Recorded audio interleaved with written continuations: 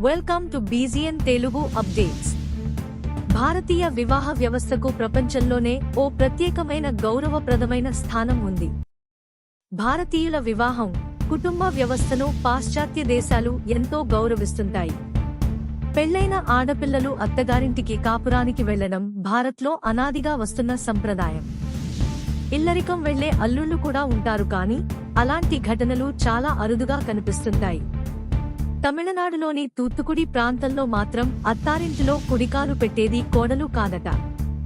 అల్లుడే అత్తారింటికి ఇల్లరికం వచ్చేయాలనే సంప్రదాయం కొనసాగుతోంది అక్కడ. శివకళే ముదివైతనేందల్, పూడూర్, పొట్టలూరని, సెక్కారకుడితో పాటు దాదాపు 20 గ్రామాల్లో మాత్రం పెళ్లయ్యాక మగవాళ్లే అత్తగారింటికి వెళ్లాల్సి ఉంటుంది. పుట్టింటి నుంచి మెట్టినింటికి వచ్చే అల్లుళ్లే తప్ప మెట్టినింటికి వెళ్లే ఆడపిల్లలే అక్కడ ఉండరట. Like, comment and subscribe.